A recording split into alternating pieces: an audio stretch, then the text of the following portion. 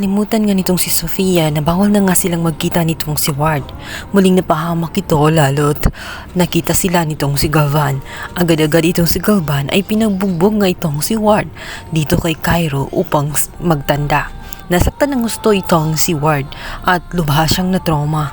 Agad siyang pinalabas ni Cairo at doon ay natagpuan nitong si Sam. Matapos kasing malaman ni Sam na inosente nga itong si Edward, ay agad niyang pinuntahan ang pamilya nga ni George para himisan na ng sorry. Subalit, sariwa pa ang sakit na nararamdaman nitong si Ward, lalo ng mga time na buong akala niya ay kaibigan nga niya itong si Sam. Naniwala ka agad itong si Sam at nagpadala sa kanyang galit. Sinaktan niya ng husto itong si Ward kung kaya't wala siyang tiwala dito. Instead na tulungan nga siya ni Sam ay umilag pa nga siya kung kaya't na out of balance siya. Kaya naman agad nakita itong George ang pangyayari. Ang pag-aakala niya ay sinaktan ng kanyang kapatid nitong si Sam. Dahil nga sa pinakita nga nitong si Sam ay nawala na nga ng tiwala itong si George.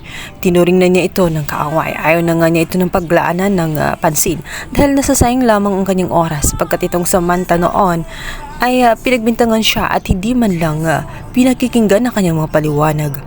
Kaya sa pagkakataong yun, si Sam ang sisisihin nitong si George. Ngunit sinabi nga ni Ward ang katotohanan na hindi si Sam ang nanakit sa kanya.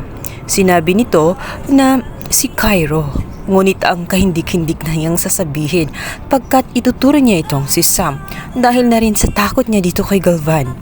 Sinabi kasi ni Galvan matapos siyang saktan nitong si Cairo ay huwag na huwag babanggitin kay George. Instead na magkaayos ang dalawa ay lalong nagkagulo at nag-aaway dahil sa nangyari sa kapatid nitong si George. Galit na galit si George at sinugod nga itong si Sam. Ito namang si Sam na walang kamalay-malay at instead na mag-sorry ay wala na siyang nagawa dahil pinagbintangan siya nitong si Sam. Kung kaya't nagkagulong ng muli ang dalawa. Dumanting na sa puntong nagkasakitan at nagkapisikilan nga ang dalawa.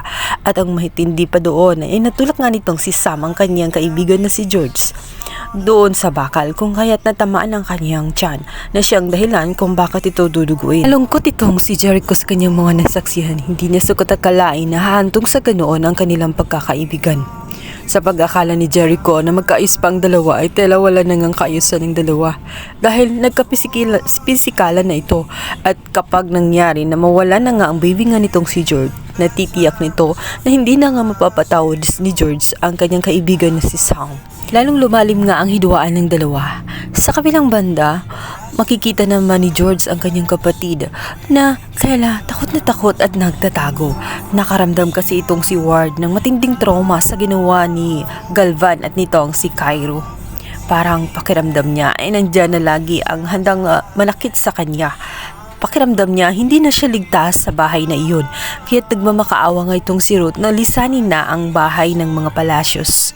Dahil mahihirapan ang pamilya nila lalong-lalo na sa safety nga ng anak nga nitong si George. Kabangan natin kung anong mangyari kay George at kay Sam at kung mawawala ba ang baby nitong si George.